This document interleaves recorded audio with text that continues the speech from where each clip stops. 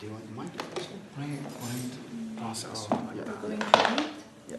That sounds Yeah, good sure. because it's contrast. Okay, I'll do 76. Is Vishnu coming today? Impossible.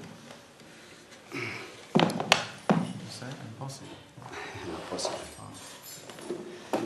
Sri Krishna Chaitanya Prabhu Doya Koro More. Sri Krishna Chaitanya Prabhu Doya Koro More.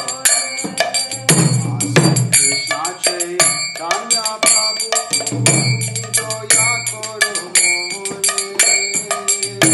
Sri Krishna Chaitanya Prabhu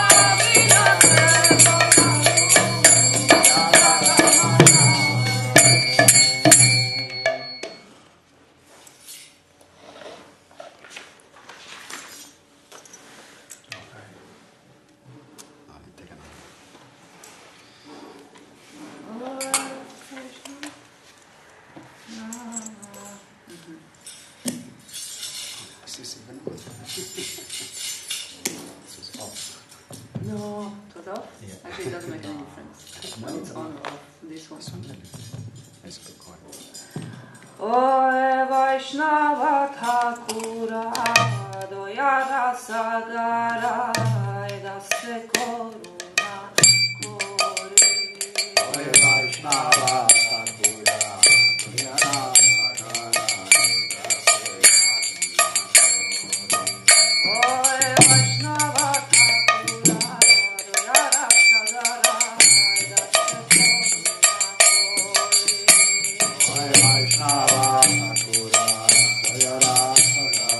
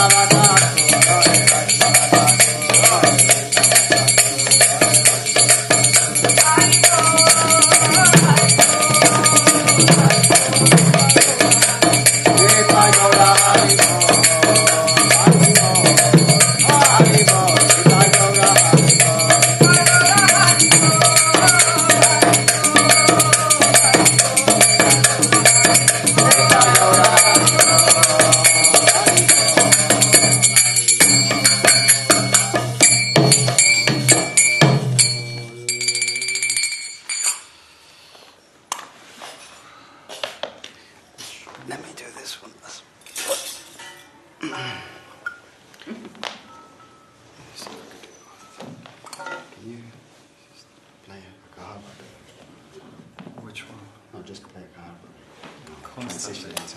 Okay. What song are we there? You go into. Yeah. Like most. Not just for the On it. Okay. You just want me to play it now? Yeah. You want the microphone? Should I give you the microphone? No. If you don't mind.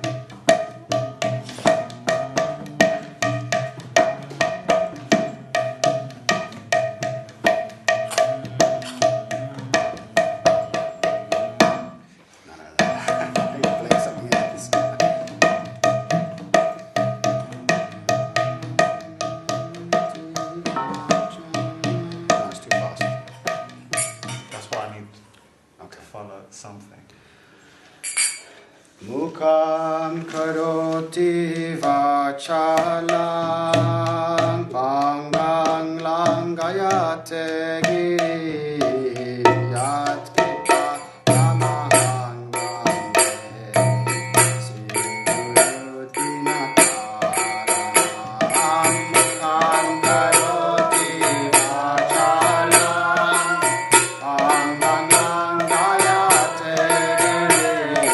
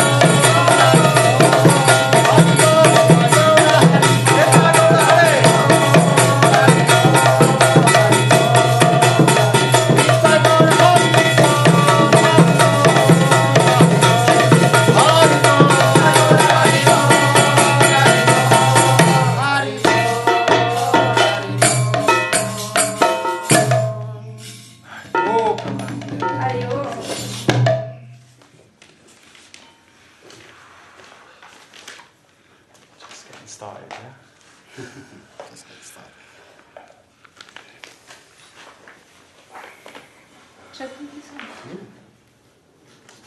I'm not sure, eh?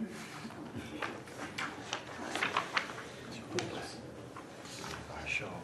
Gastar. Oh, thank you. Hey, Krishna. Get to work.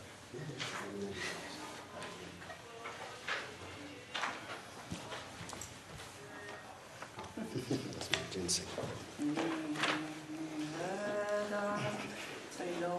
If I go higher. Should I go higher? You want me to go higher? No. No?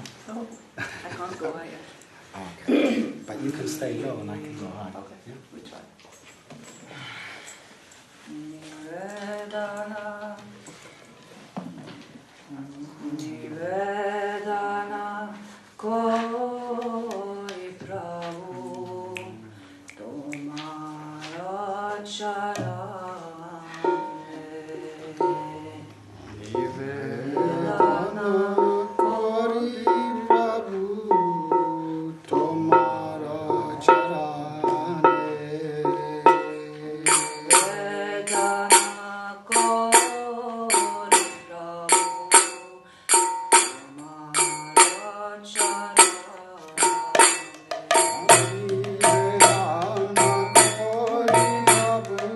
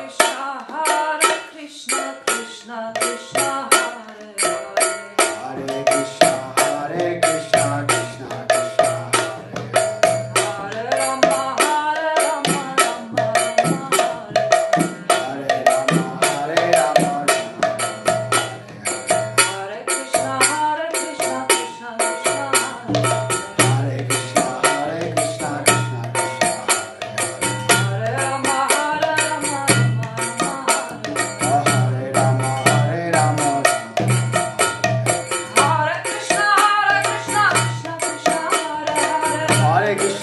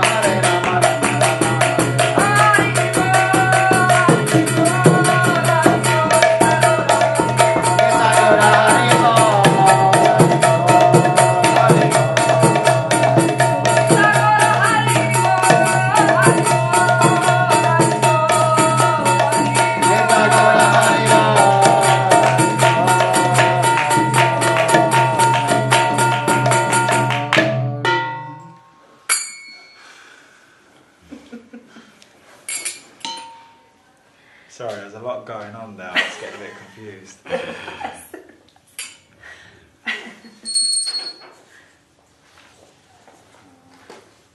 Which one is it now?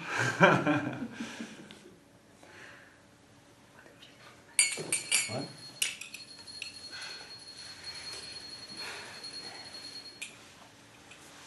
Who's singing what? Who's singing next? Did you have another one you wanted to sing? Yeah, Pita Pavana. Pita Pavana. Why don't we collect these so we don't get lost? Yeah, I can collect them later. Yeah? Would you like that one? Pita Pavana Kali? No, it's okay, you can do that one. That suits your voice. I'll do a different one. That's your Shasta. Oh, hang on a second, is that 200. Bhakti? Is it Bhakti? I think he just put it in now, hasn't he? Must put it in now. Oh, you want to sing one now? I'll sing this one. I wanted to do Sujanara with that one, but if he's doing... Do you want to do the Bhagavati this time? Maybe change it. Sure. Yeah. Do you want to play? Oh, but then you can only play one. No, it's fine. Let's stick to this because I'll play both. I can take the gold if you want. Yeah, I think this adds a nice sound. Okay, Well, like this? Yeah, but it's difficult to play both at the same time. Yes. Okay, yeah, that works. Danny's got it. Oh, you want to play that? Prabhu, you want to come? No, it's fine. Bhajabhakatavatsala Sigaura Hari Do it long as well.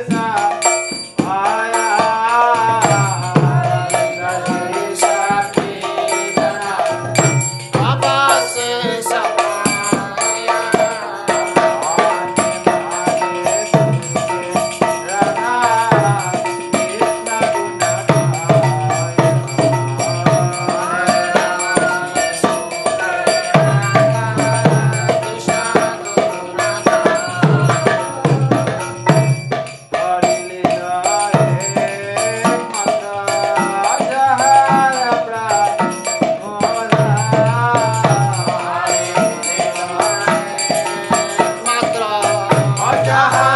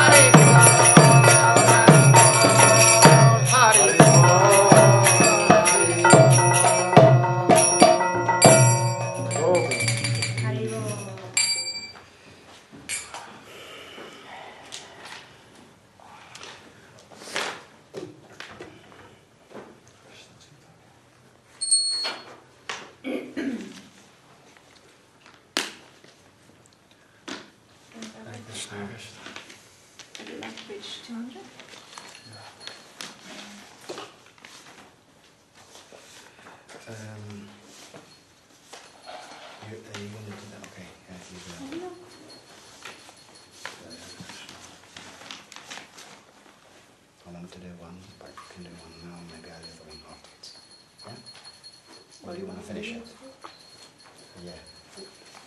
Is that okay? Yeah. Will you do that one afterwards? Yeah. Yeah?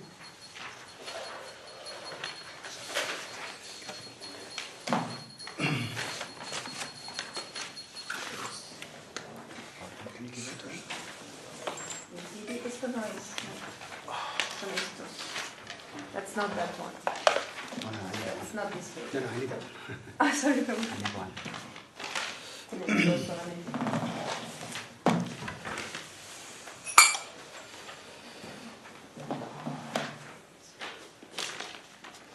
Jai Govinda,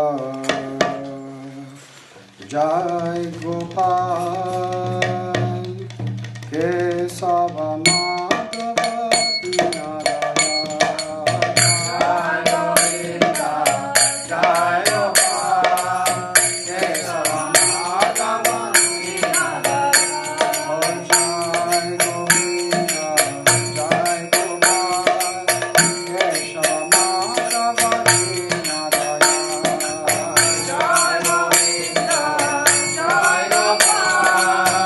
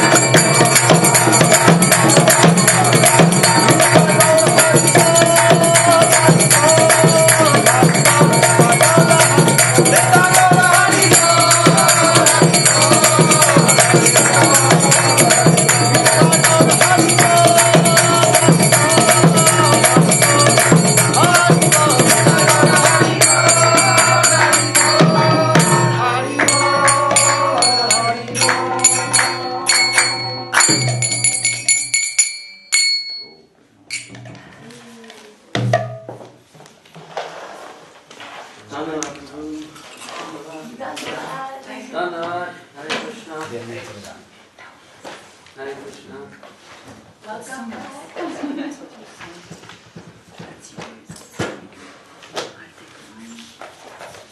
That was like machine gun, wasn't it?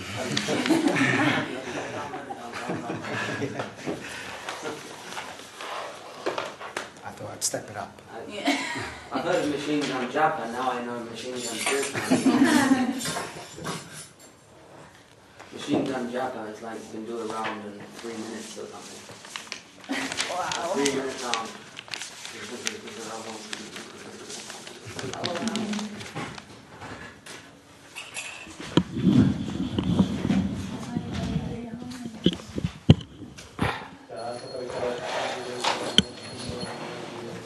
Enjoy.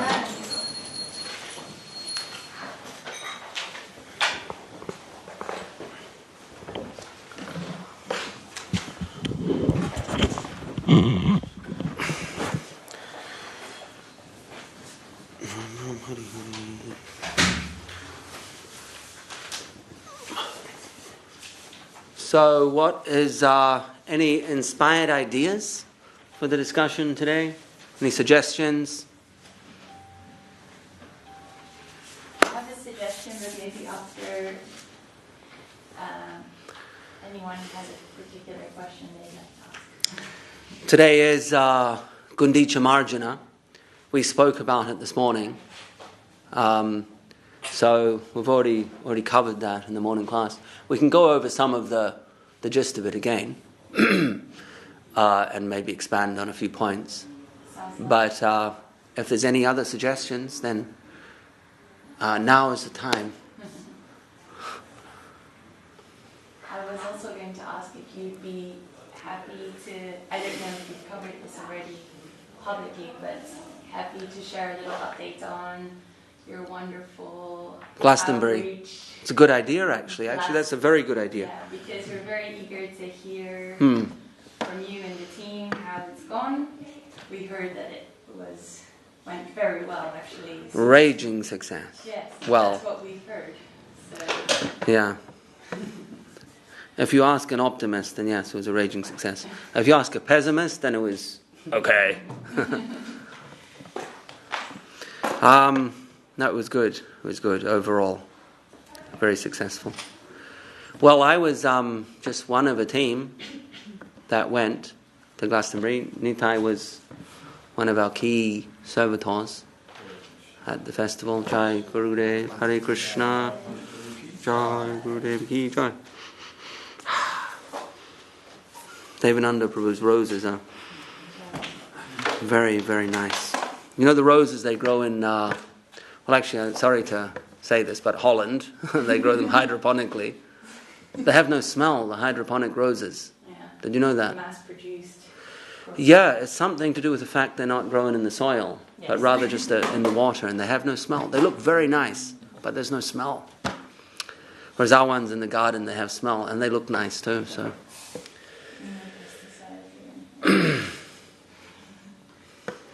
Yeah, so we're going to do a Glastonbury report.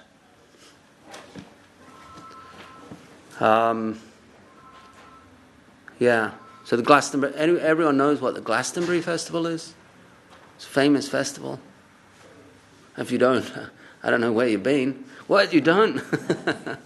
Have you been in India by any chance? Yeah, we have, but Yes. I don't understand this. Yeah, I know. We don't expect everyone to hear Glastonbury. In India, something is different. There Yes. are some different practices people usually do, right? Yeah. In England, there's different things. Something different. Of course, The basic yes. was same, obviously. Yes. But something is different. Yeah. What is the closest equivalent in India to Glastonbury? Diwali? No. Of course, no. It's just a music festival. It's a big music festival, and it's held near the town of Glastonbury, in England, in Somerset. And it's one of the biggest music festivals in the world, actually. So it's sort of famous in parts of the world. Like in New Zealand, we'd heard of Glastonbury. But there are, many other countries you wouldn't be expected to hear of Glastonbury Festival unless you were a musician, and then probably you would have heard of it. But it's famous in the West as one of the big festivals of, one of the big music festivals. It started in 1970 as an alternative type of festival. 1,500 people, and it grew every year. And now it's not alternative anymore. It's a big middle-class festival attracting 300,000 people. So it's growing year on year to now you have 300,000 people paying £365 for a ticket, camping out for 5 days. We went there for 8 days because we were running a stall, and so we go on a few days before the partying begins and leave the day after the festival finishes. And previously we went for fundraising to raise money for the temple. But it was difficult work. We're doing massage, like sports and therapeutic massage. And it was very difficult work, both sort of physically and psychologically. So we decided that it would be better to use our place at Glastonbury for some kind of outreach work, for some kind of preaching, talking to people about Krishna consciousness, about what we're actually doing here. Previously, we were doing some service by raising money for the temple, but we thought that maybe we could do even more direct type of service by letting people know what's actually going on here, what the temple is about, and reaching the thousands of people that attend the festival. So we did that for pretty much the first time in maybe 17, 18 years. We did do a couple of preaching events. You would probably remember what year they were, do you? Yeah, it was Nancy Marsh lived here, and Yeah. I think it was probably like 2004, 5, 6, 7. Okay. I think I met, was at a festival where you guys were at, like, in that sort of Yeah, time. we used to go to the Sunrise Festival, Sunrise, yeah. Big Green Gathering, but none of those exist anymore. The Green Gathering does. Does it? Yeah, the green one does. Green, big Mm. gathering, similar. Yeah. So some 18 or more years ago, a long time, approaching a generation ago. So Rub it in. this was kind of like the first time. No, I'm just having to. I'm saying how sort of it wasn't exactly the first time we did preaching at Glastonbury, but it was the first time in almost a generation. And so there were a few things that we needed to work out. We weren't going to get it perfect the first time, but we're just doing it. And then thinking that if we just do it, take action, then we can refine our strategies for the subsequent festivals in the coming years. And it is a way of accessing like a cross-section of the country's society who are all coming to one place. And they're coming in a mood and into an atmosphere and with an attitude and mood that is not their typical work mood. They're not at home, they're not at work, it's not typical part of their life. They're on holiday, they're going to a big party, they're more open-minded, they're more experimental, for good or for worse. For us, if they come to us and experiment, it's going to be for better. If other things they can experiment with at the festival may not be in their best interest. But we're offering experimentation of the good kind. So that is also works. It's nice to get people when they're in perhaps a more open frame of mind that they normally would be. So we had a stall in a part of the festival called the Healing Fields, which is a little more of a tranquil area of the festival. There are some areas which were pretty much raging almost 24/7. A few hours of respite and then the music would start again. So we were in the Healing Fields, which is an area of the festival, a grassy area with people doing alternative therapies, massage, different spiritual groups, meditation. There were 3 different kirtan places, different kirtan tents, one not so operational, but with us it was 3. And then ISKCON also has a big Glastonbury presence. Traditionally, year after year, ISKCON is at Glastonbury Festival, and the last couple of years they've been pretty much right next to us. Out of eyeshot, but in earshot, there's just a hedge and a road in between. Pretty much out of the thousands and thousands of stall holders at Glastonbury, there's literally thousands. They took ISKCON from where they were and put them right next to us. Coincidentally, it's not like they knew at that time we were a Hare Krishna group too. We were doing massage, we were fundraising under the Save a Community project. But they took ISKCON and put them pretty much right next to us, which is interesting. So we got a little spiritual hotspot at Glastonbury. There's ISKCON and there's and so we did a lot of explaining. It led, of course, to a lot of talking about the relationship between the Sri Chaitanya Saraswat Math and ISKCON. To people going, hang on a minute, I just came from a Hare Krishna group. Or, talking to someone and they're hearing singing coming from beyond the trees. And so it led to a lot of, talk about that. And so I was describing to a lot of people, I came up with a very simple method of consider a family tree. You have a family tree, you have grandparents. And then you have two generations below the grandparents, you have cousins. So those cousins have the same grandparents. Let's say it's exactly like that. You can envisage a family tree. So 2 generations back, we have Bhakti Siddhanta Saraswati Thakur, who is here on the right of the pictures, right of our parampara. He is like the grandparent.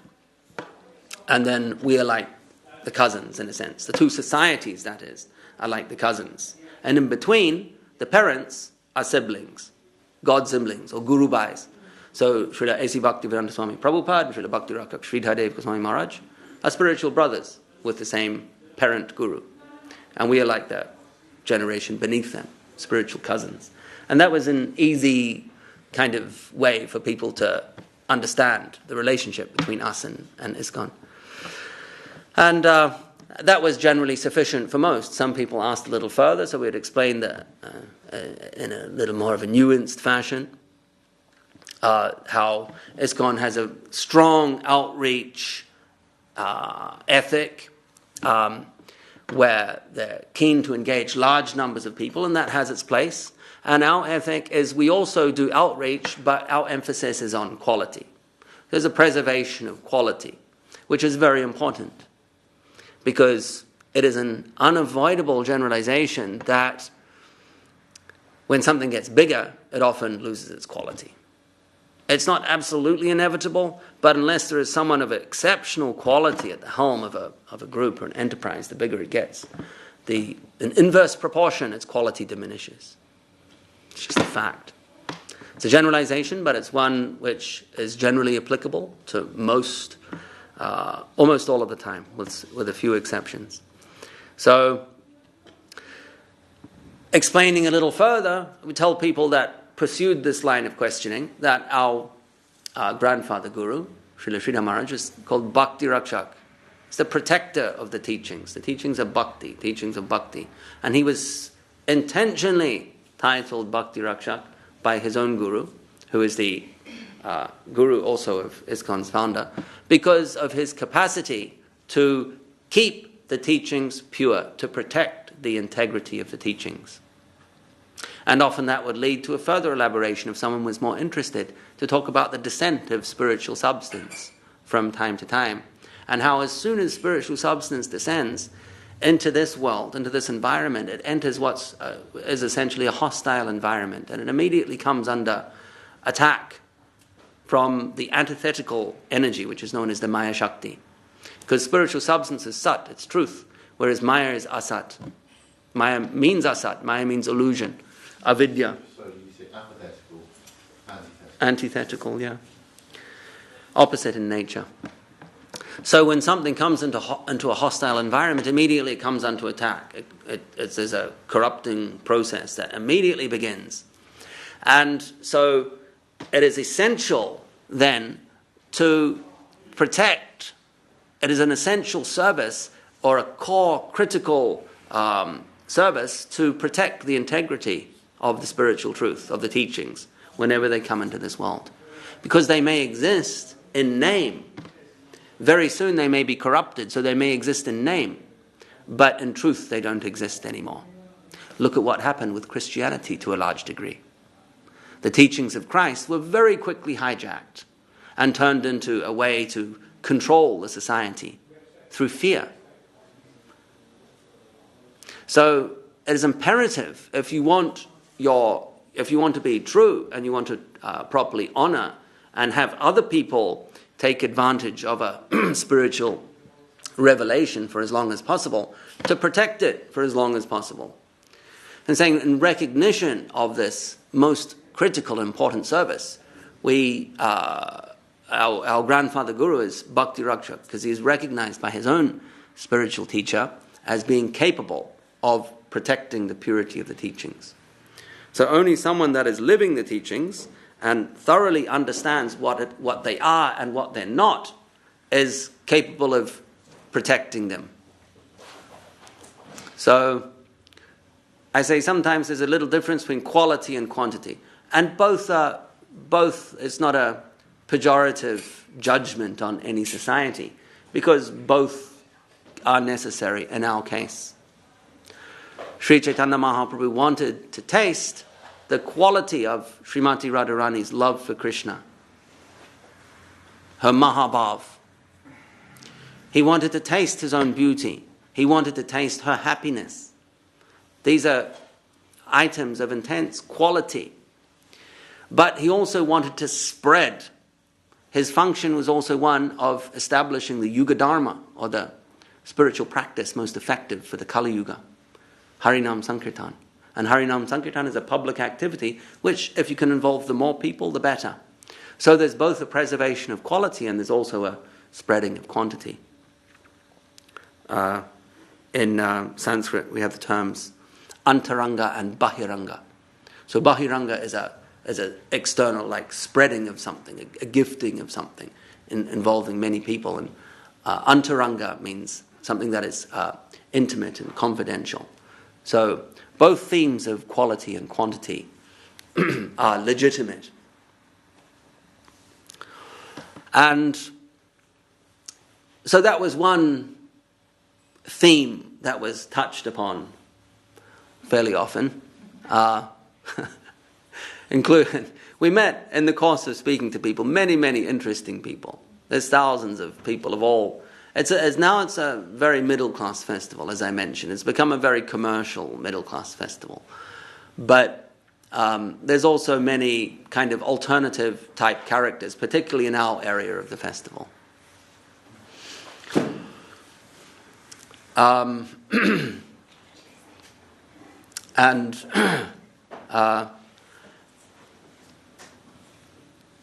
we met a lot of people that would come along. They would look at our literatures on the book table. They would have a little browse. They might take a leaflet, and they might take a sweet and then move on. And we had the sweets there for that purpose.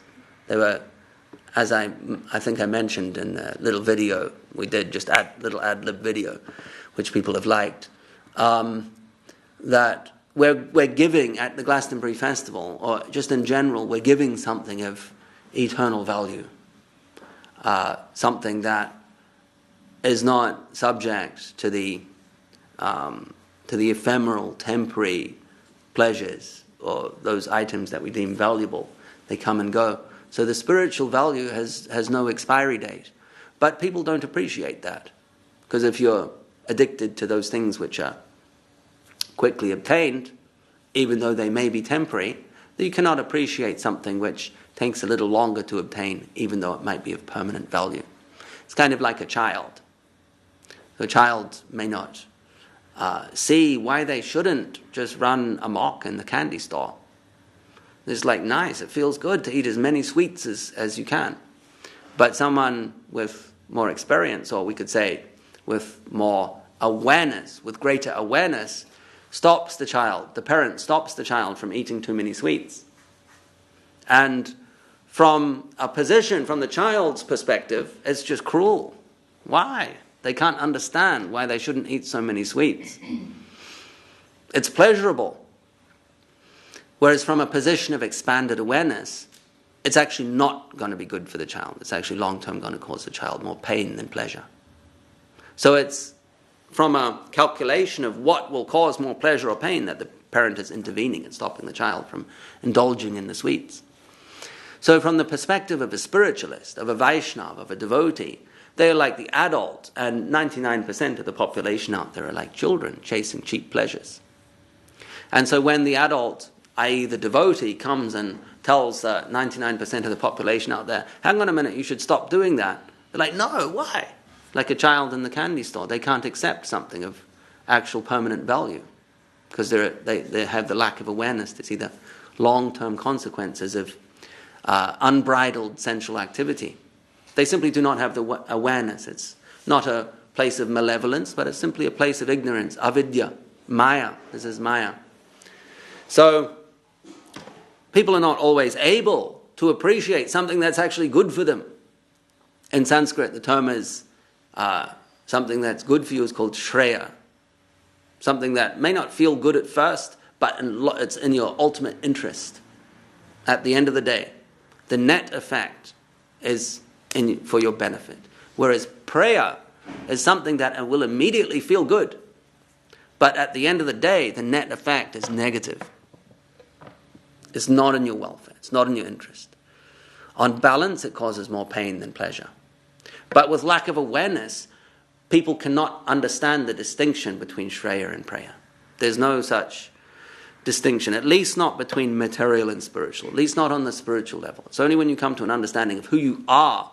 In other words, your awareness expands to understand who you are, you can begin to see what's actually good for you. If you don't know who you are, you don't know what's good for you. If you think you're the body, you cannot help but simply just follow the drives, the instincts of the senses. It's impossible not to do otherwise. So there may be a certain amount of discrimination on particular spheres of activity. For instance, once a person emerges from the tamagun into the rajagun, then they will be able to see what is good in terms of helping them make money, in terms of helping them keeping themselves physically healthy, in terms of what they need to do to improve their relationships, psychological tools, self-help mechanisms. All of this is in the rajagun, where you can discipline yourself in the interest of achieving an objective, which will improve your material circumstance to a certain degree. And there's much literature around these days. So they're able to understand that, well, if I sacrifice, spending money on that item of clothing that I want to buy and I save that up, then I might be able to buy a car at the end of a couple of years with that money. So they understand the slight difference between Shreya and Preya, but not on a spiritual level, inside a material context. Then they may say, well, and then after a while, or if I don't eat this particular food and I take the austerity of going to the gym, then I can have a better, healthier body after a year or two or whatever it might be. So they understand the concept of the sacrifice of smaller short-term pleasures, Preya, in the interest of longer-term achievements, longer-term pleasures, which is Shreya. But transferring that concept to the spiritual domain requires an understanding of who you actually are, Atma, non-material. And then the whole context shifts from trying to make it in this temporary world. You may make lots of money. You may get lots of sensual enjoyment. You may get lots of status, like social status and power. But it all has to go. So unless you completely re-envision who you are as an eternal being, you are unable to chase or aspire for those things that are of eternal value. You will be trapped chasing things of temporary value. So at Glastonbury, of course, people are there chasing the highs that a 3 or 4 day festival has to offer. So they're definitely not generally looking for eternal value. But among the 300,000 people, there are some who are open to this idea. So anyway, in order to give them something of initial temporary value, we have these sweets that Lavanya made, these like date and nut sweets, sugar-free, healthy, and very tasty. And so we had trays of them. People loved them. People didn't they? People were gobbling them up. And from there, they're like, oh, yeah, delicious. And it's like, hey, take a flyer. And they're like, oh, and if you have them near the book table, they're kind of like glancing over the books. And at least they made some connection and are left with a positive impression. And that was, in my estimation, 50% of our work there. Giving people some kind of positive impression so that they have a positive psychological association with a guy that looks like this. Sitting behind a book table. Like, oh yeah, even on the subconscious level, that tastes good, and they're looking at me, it's like, looking at the books, and it's like, well, ring the bell, feed the dog. But that's part of it. And credit to ISKCON is that's what they're doing on a very massive scale. They have a large circus tent, and the size of the pots that they have for cooking up the food they distribute, colossal. Did you see those pots? I've never seen big pots that big, outside of India. In India, they have massive pots. They cook for the huge numbers of people at the festivals, right? These are like India-sized pots, massive. And they're cooking so for thousands of people. And they get a queue lining up, sneaking out the tent down the road. And in the tent, they have these pew-style seats, all lined up like this. So the people get their little plate of food or prasad, and they sit down on the seats, and they have a stage. And the devotees are on the stage with various array of instruments. The absolutely essential harmonium is there, of course, and then they got a guitar, and maybe those other people join in. I actually didn't go there. What other instruments do they have? Do you know? Probably a flute or something. A flute. Yeah. I heard there was even a lady up there with a harp. Really? Yeah, dressed as a leprechaun. Whether she was a devotee lady or someone just visiting, I don't know. But she was dressed as a leprechaun playing an Irish harp to the kirtan. So that has its place. And so they have all these people sitting out the front, eating the free food and listening to the kirtan. And they leave with a positive impression. They may buy a book, they may not. It's somewhat irrelevant, that's secondary. But they leave with a positive impression. Thousands of people every festival. And we see this, well, I saw firsthand, because a lot of them are coming past our tent. Some of them are asking, oh, where's the Hare Krishna tent? And we're like, well, you've arrived. But then we'd tell them, but if you're looking for lunch, just over there. And a lot of them were. Some of them were. So we were also doing that. People were meeting us and we're leaving them with a positive, good impression. And that impression is a catalyst, or at least it's a little bit of what's called sukriti in their lives. So from that they can build. It might just be considered a negligible step, but it's a little step. Often just starting something can proverbially get the ball rolling. And that's the idea with 95% of the people we were meeting, just to get their spiritual lives rolling, just to serve as a catalyst to get the process started. And it's unseen. We can't measure the progress. We may go, oh, these people, they're not buying a book. They're not asking intelligent questions. They're not, wanting to shave their head. They're not rolling around on the ground in ecstasy after my talk. Or after or in the kirtan. But, no, I'm only kidding. But, so the progress or the impact, what I'm saying is it's important. These are my feelings. It's important to realize that the impact is not necessarily measurable. The impact of preaching, of outreach work is not always measurable. And we shouldn't be trying to measure it, because ultimately, bhakti is sacrifice. There's no attachment. There's no attachment to the result. The work is given in bhakti and devotion. The result is up to Guru. The result is up to Gauranga Mahaprabhu. So, it's futile to try and measure it, but we can also understand that even though it might not be measurable, it's having an impact. It's starting that process for so many people. So many people. It may take lifetimes, it may fructify next year, it may fructify a decade later, but it's starting that process. They've had some interaction. And this concept is not just invented by me, but it's based upon Shastra. In his instructions to Rupa Goswami, Mahaprabhu says, Brahmanda Brahmite Kona Bhagavana Jeev Guru Krishna Prasade Vai Bhakti Lata Bij. While wandering through the Brahmanda means the creation of Lord Brahma. 7 lower levels, 7 upper levels. Massive creation, all sorts of different planes of consciousness. While wandering according to the karma, all around, up and down, left, right, here and there, everywhere, they may come in contact, Guru Krishna Prasad. They may come in contact with Krishna or his devotees and receive some prasad. Prasad means a little mercy. Also means Lavanya's date sweets. So, this is the concept. While wandering around, while attending a Glastonbury festival, they come in contact with the devotees. Guru Krishna Prasad Hepai, Bhakti Lata Bij. They get the ball rolling, the seed is planted. Bija means a seed. Bhakti Lata means the plant of devotion. So that was all our role there, to be seed planters on the under the auspices of Gurudev, Gauranga Mahaprabhu.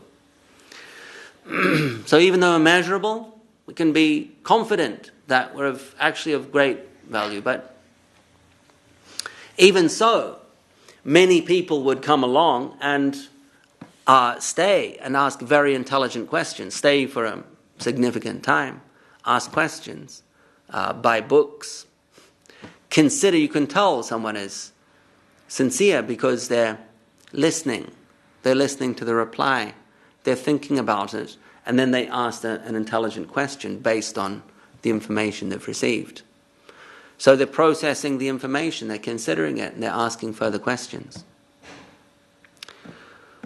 What was the lady with the orange afro? What was her name? Oh, yeah, Liberty. Yeah. Liberty. Yeah, and that was her real name, Liberty. We're like, you ain't seen nothing yet, The Vaishnavas have discovered the free world, Liberty. So, she was very, very smart girl, with this bizarre hair. And I asked her, is that your natural hair? She's like, yeah. She's like, it's orange afro, like an African afro, but kind of orange color. Really kind of unusual, with an unusual name. And she came pretty much several days in a row, 3 or 4 days, asking intelligent questions. Initially, a little mixed up with her Buddhistic ideas, but then very open to further information, which is essentially, if you're interested in Buddhism, then you don't have to discuss with such a person about the futility of the material world, but they will need information on the personhood, on Bhagavan. Because there's no Bhagavan in Buddhist thought. There is some concept of Brahman and their own Shunyavad type ideology. But there's certainly no concept of eternal Satchidananda Vigraha. The eternal beautiful form of Krishna is unknown to the Buddhists. In fact, Buddha came to completely abolish the Vedic authority because it was being rampantly misused, grossly misused. And then after Buddha, then Shankara came to re-establish Vedic authority, but not establish Bhagavan as the supreme destination. Shankara's establishing of ultimate enlightenment is actually similar to Buddhism, but just a little step removed, saying that ultimate enlightenment is not nothing, nirvana. It's not shunyavad, but it's consciousness, it's something, but it has no form, it has no qualities. Nirguna, nirakara, no variety, nirvishesha. So similar to shunyavad, shunya means zero or nothing. So similar, but just a step removed. That it's not nothing, it's something, it's consciousness, but it has no form, no quality, no variety. So then after Shankara, if we look at the development of thought here in the after Buddha came, we have Shankara, and then we have Ramanujacharya, who said, well, yes, this absolute, the state of enlightenment or God can be formless, but it also has form as well. And that it's not just one, but there is a relationship to be had. This absolute also has qualities. And then Madhva comes and says, yes, and eternally the Jiva and Bhagavan are in a relationship of duality. So we go from, we can trace a continuum from Buddha to Shankara, where there's Advaita, absolute non-duality, to Ramanuja, and then to Madhva, who says there is duality, eternal duality. So we have Shankara saying eternal non-duality, and we have Madhva saying eternal duality. And then after Madhva comes Sri Chaitanya Mahaprabhu, who says Achintya Bhed Abhed, eternally one, yet different. So Shankara is one, and Madhva is Dvaitavad. Shankara is Advaita, and Madhva is Dvaita. I have now that loop that started from Buddha's complete rejection of the Vedas and Shankara's reintroduction of the authority of the Vedas, Advaitavad to Dvaitavad, non-duality to duality, has now been looped completely by Sri Chaitanya Mahaprabhu with his Achintya Bhed Abhed Tattva. Simultaneously one yet different. Inconceivable to the human rational brain. That's why it's Achintya. Bhed Abhed. Simultaneously one yet different. So both Dvaita and Advaita exist simultaneously in the deepest identity of the Atma and its relationship with the Supreme.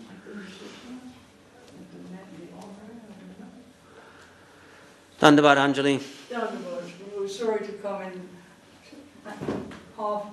halfway through. It's okay. 3/4. I was watching actually outside on the TV. And I thought I must come in. Hi. So for a Buddhist, it's not necessary to tell them about, the futility of sensual pleasure, the futility of the material world, etc.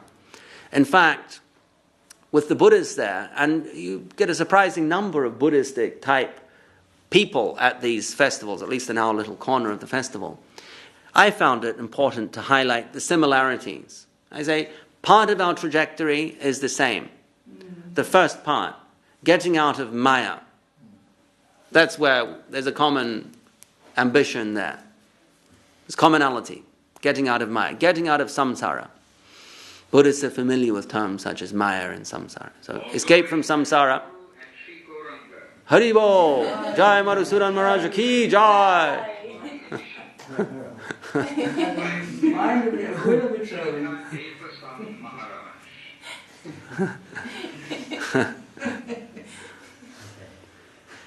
That's a good omen. Yeah.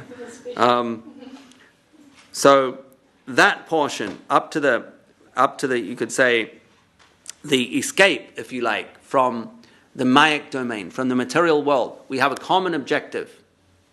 But at that point, that's when Vaishnavism comes into its own. There's not just a cessation of material suffering. But there is an active engagement and positive, enjoyable, loving relationship. It's eternal. Satchidananda. It's eternal. It's fully aware. It's full of bliss. And that is actually quite attractive, believe it or not, to many Buddhist type thinkers. They haven't come across it before. They have this idea that spiritual life is just a return to the source. You just escape from suffering and that's it. So to hear about this eternal concept, the Vaishnava free will, the world of bhakti and devotion, the different rasas capable or available, they're like, whoa, where did that come from? That's very interesting, actually.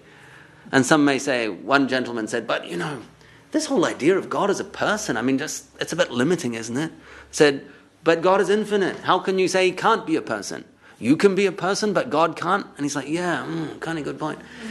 So we met a lot of interesting people that came, several every day, actually.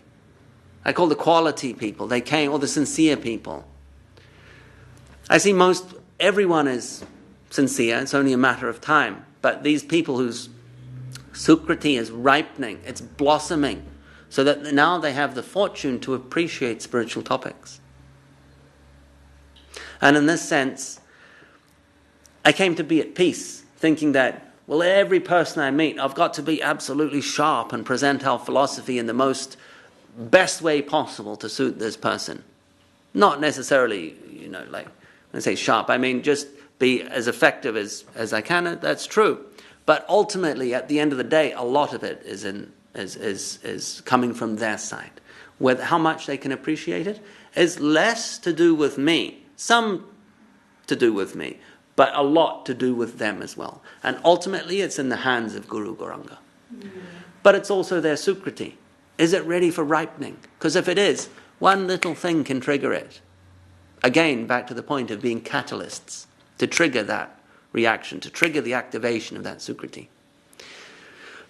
Without that Sukriti, it's impossible for people to understand spiritual topics. They can't understand it. They can't appreciate it. It doesn't trigger something inside of them. And I was reminded of my own father, who lived in the forested mountains of New Zealand as a counterculture hippie, one of the turn in, what is that motto? Turn on, tune in, drop out. Turn in and drop out. What is it? How does it go? We have some people here that know it, that have lived it. Turn on, tune in, and drop out. Turn on. Turn on, tune in, yeah, and drop out. So my father was practicing that. Thingy in terms there. Tune in, thing, and then you drop. Turn on, tune in, and drop out. Where you drop is the most important thing. Where is the landing? Where do we land? And this is what Prabhu is always telling us about, where we're landing and the glory of that spot, transcendental situation. So I was reminded of my father, who had turned on, tuned in, and dropped out. And he was living in the forested mountains of New Zealand and running a hippie commune. Much ganja smoking, clothes optional, right out in the mountains. And then one day, this is in the 1970s, and then one day this devotee from Auckland, it was just a young guy that had met the devotees. They'd all just joined, and ISKCON had reached New Zealand. So he drove down from Auckland for several hours, heard about this hippie community in the forest, and he drove into the forest, and at that time, ISKCON didn't have the range of literature it has today. They mainly had these big Krishna books. That's how book distribution started, with these. I'm not sure, I think we have some out there in the little library, but they're big, fat, hard-covered, with a silver jacket, and red letters, K-R-S-N-A, Krishna, subtitled The Supreme Personality of Godhead. You know the ones? Yeah, the famous Krishna books that Prabhupada had published and distributed in mass. That was how book distribution started in the United States. They were trying to put them in libraries and in schools, and they're getting a very tepid response. People are like, oh, no, not really.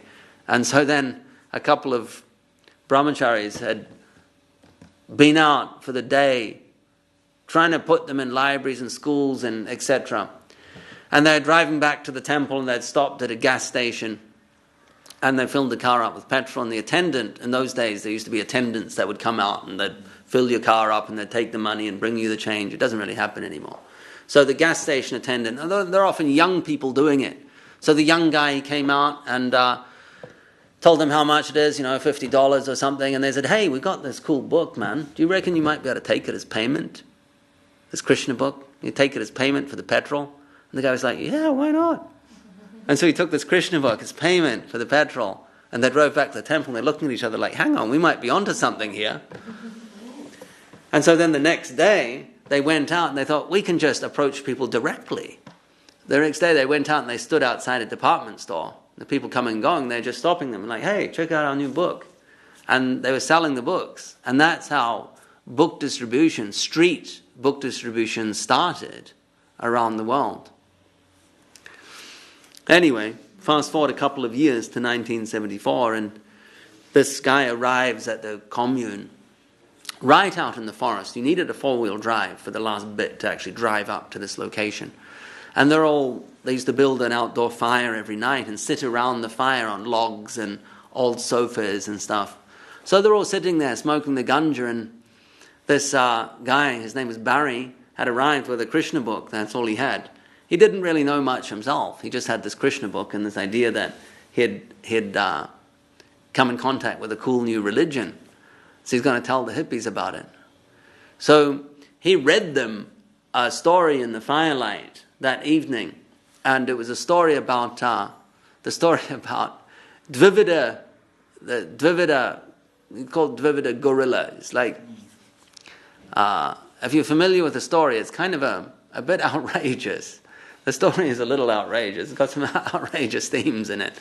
But it's Balaram. The essential story is Balaram. He's doing his rasa dance, and on a hillside. And Dvivida, he is what you'd call like a Vanara type creature, one of the ones that helped Ram, like a Hanuman, like in the lines of Hanuman. Not human, but not quite monkey. So they call him, he's called Dvivida gorilla in the story, but not quite a gorilla, as in like a African silverback or something, but maybe like a Neanderthal type.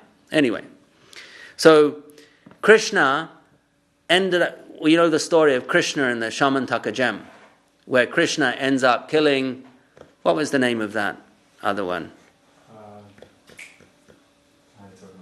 Yeah, in the cave. Yeah, it's Jambavan. Jambavan, yeah. So Dvivida is friends with Jambavan. Krishna kills Jambavan, and Dvivida decides to take revenge. So he begins terrorizing Krishna's province. He's like setting fire to ashrams. He's urinating on sacred fires, like the Brahmanas are doing their jagya, and Dvivida would arrive and urinate on the fire and spoil the whole thing. He's raping, he's imprisoning young ladies in caves and plugging the caves with rocks. So he's like a one-man wave of terror. And no one could stop him because he's very powerful. So anyway, one day he hears this music coming from the hillside in Krishna's province, and he's like, what is this? So he goes to have a look, and he sees Balaram. He's doing a rasa dance with all the young girls. And Dvivida's like, wow, look at this. And so he comes and he joins in the dance, like, hey, I've arrived. He gate crashes the party. And he's pulling off like these really like dirty dance moves and everything. And Balaram's gopi friends, they're just laughing at him. And he gets a little insulted. So he ends up stealing Balaram's varuni, Balaram's intoxicating honey, like a mead type beverage. And he drinks it, and he comes back even more crazy, even more rowdy. And he's flashing to the gopis, flashing himself. So he's taking things too far. So Balaram decides to put an end to it. And a massive fight ensues. They're fighting with trees and rocks and clubs and everything. And so Barry, the guy from Auckland, he's reading this story to all the hippies sitting round the firelight at night, smoking the ganja. And he's telling them about Balaram dancing with the girls, and this gorilla-type creature has arrived in the forest, and he's flashing at the gopi girls, and then this fight ensues, and they're drinking this like honey mead, and then finally Balaram like punches him. Where is it? Like on the shoulder or something in the thoracic region here. And Dvivida vomits blood and dies. And then all the devas come into the sky and they're saying, Jai Balaram, banging their drums and etc., all the Gandharvas. And then the story, that's the end of the story. So that's the story of Dvivida gorilla as retold by Prabhupada in the Krishna book. And so it's kind of outrageous for someone who's not familiar with the broader context in which this story occurs. So everyone's sitting there and they're like, wow. And one of the guys is like, there's silence for a little while, and then one of the guys is like, man, I wish we had some of those girls from the story up here. And and then another guy's like, no, we don't need them. We've already got our girls. And they're sort of like, the whole thing becomes a little, they lose track. But my dad's sitting there and he turns around to my mum who was there and he goes, wow, that story, that makes a lot of sense. That story makes a lot of sense. And it was that story that triggered his Sukriti. Of all things. There's no philosophy in it.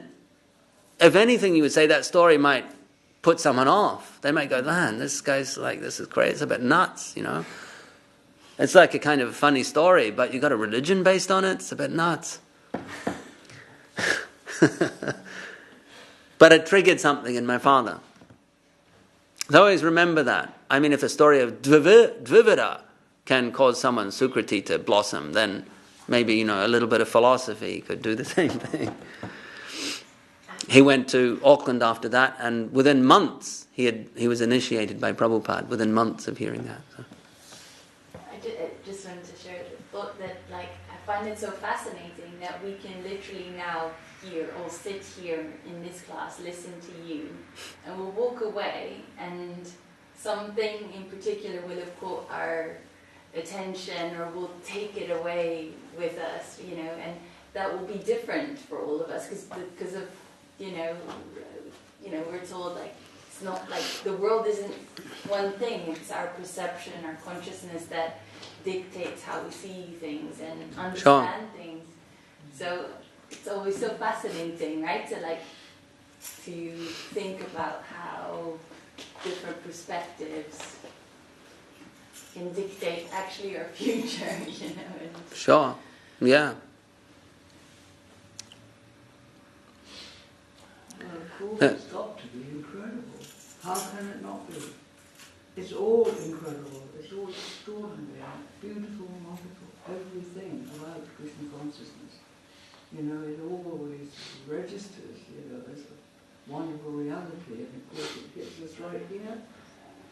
And wherever else it might trip around the body. I don't know. You're getting more and more ecstatic every time we see you, Anjali. Pardon? More and more ecstatic every time we see you. Oh, really? Yes. Well, I may not be here, but God knows how much longer I will go. So beautiful. So that was part. We could continue talking about Glastonbury. I'll wrap it up because it's time for Aarti. But we also had a little fire pit. So we built a fire sometimes in the evenings. We brought down a lot of wood. We had a little fire pit. And what else? Nitai, you were there?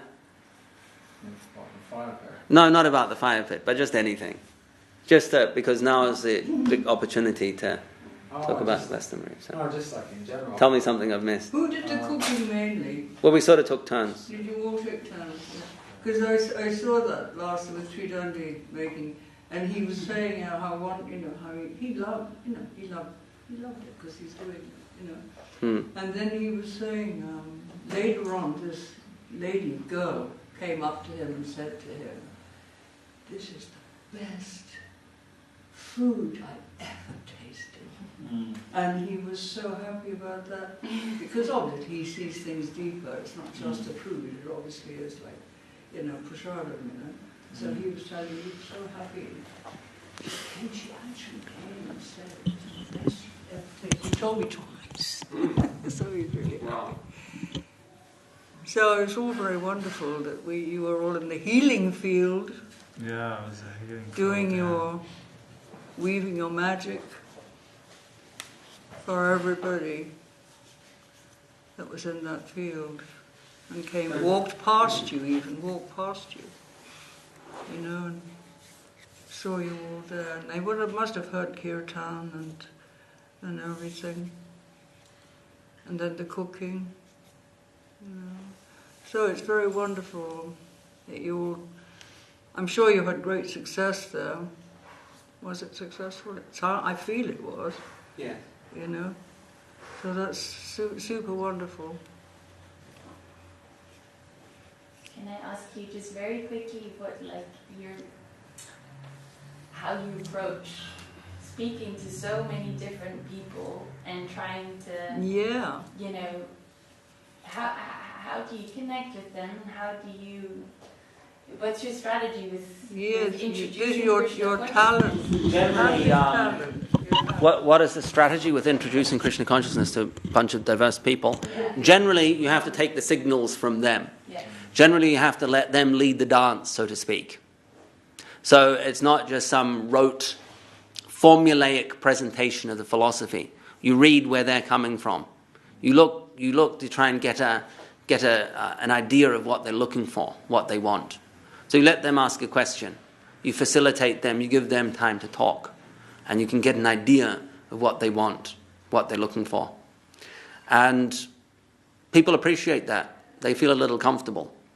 And people are not silly. Often they can pick up on if someone is just like talking to them like a robot, without much perhaps realization or much experience. They're just talking theory, talking dogma.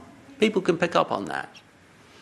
So it's important to give a person a space to show you what they want without asking them directly to do that. They will do it nonetheless because they've come looking for something. So they will ask a question relevant to what they're interested in, relevant to what they want to know. And a response, at least this is my MO, is to construct a response based on their approach. So kind of tailor-made, rather than formulaic, rather than generic. So I find that as a good general guiding principle. To find out where a person is, what they want, and go from there. See where it leads. Sometimes it's necessary to gently but firmly redirect the conversation, because some people come along and they're wanting to kind of tell you download their idea of what spiritual concept is about. So sometimes you do need to take a little bit of a firmer stance in terms of redirecting the conversation, etc. But overall it was good. As I said, if you find a person who's intelligent and sincere, then there's not so much need to redirect or structure the conversation. It will flow naturally. They will ask intelligent questions and you can give your answers to the questions, and it will continue like that.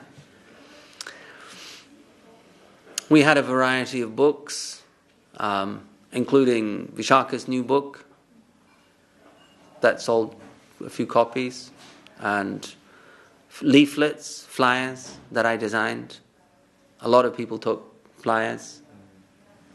On a few days, Jai Gauranga, who's now gone back to Australia, he was out there distributing flyers for a couple of days. Went out amongst the people. So meeting them, generally it was overall a great success. What would have been nice is if we could get enough people together at certain times to give a talk. Because there's no substitute for getting a group of people to listen to a systematic presentation of Krishna consciousness, of the spiritual ideas, the basics. And then you can give them some prasad, etc. Talk to them one-on-one afterwards. But there really is no substitute for getting people that they want to be there. So they come and they attend a systematic, structured talk. There's no substitute for that. Otherwise, it tends to be a little too much of their contributions. That is necessary in a one-on-one. But at the same time, if you can get them to listen for a few minutes, that often doesn't happen in a one-on-one. Often not. And there's other distractions. But we kind of realize that the festival, we have to be spontaneous. Because it's a huge campus with so many different distractions, lights and sounds and tastes and a complete assault on the senses. There's so much to do that people find it difficult to schedule. They've already got an itinerary of music that they want to listen to. So to come back to a scheduled talk, to come to a scheduled talk that they've just been notified about, it's kind of difficult. So to collect enough people to come round and sit down at a particular time to do kirtan and listen to a talk may be possible, but it would require a increase in our advertising, and we'll see what happens. The next stage for this temple, do something else. Yes.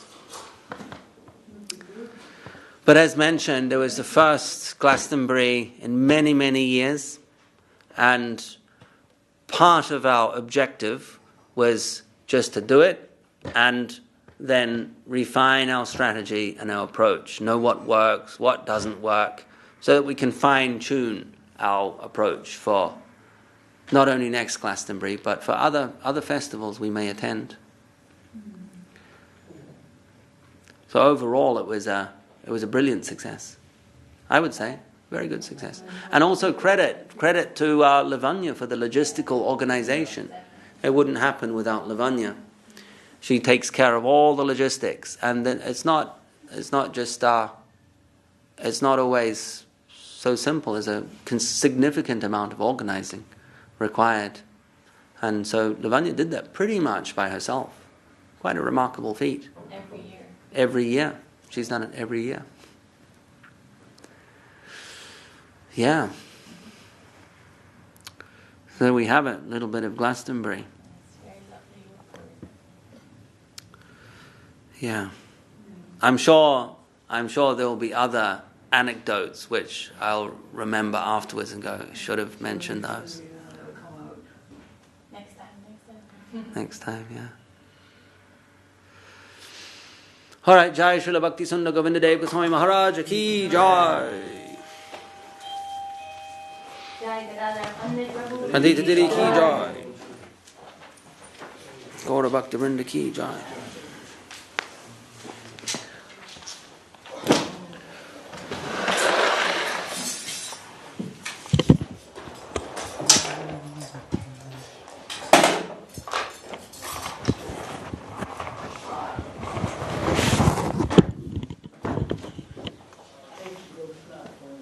How are you? Okay. Not too bad.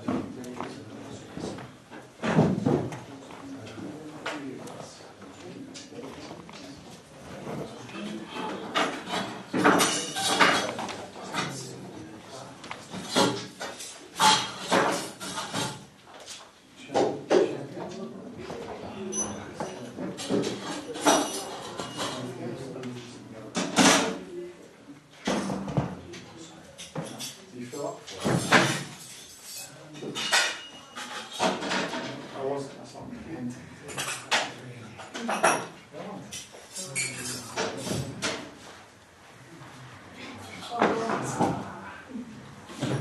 Very simple voice. Good.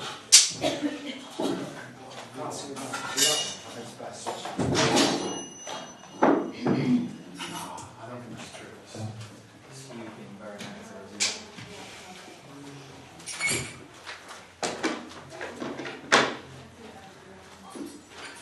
that one to find.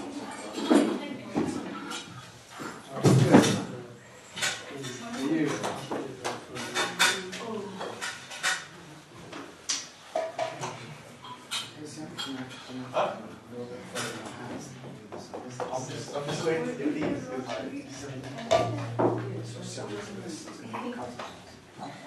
I'm just waiting. So people I'm trying to find a way to get in.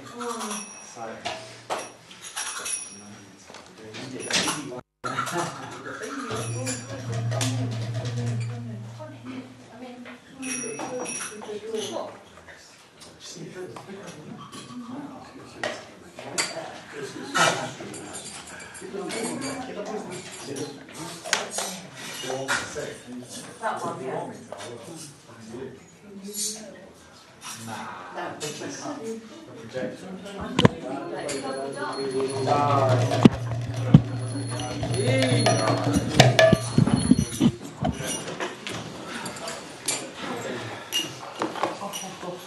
Yasomati nandana brajavarana gaya Yasomati nandana brajavarana Yasomati nandana brajavarana gaya Yasomati nandana brajavarana Yasokula randana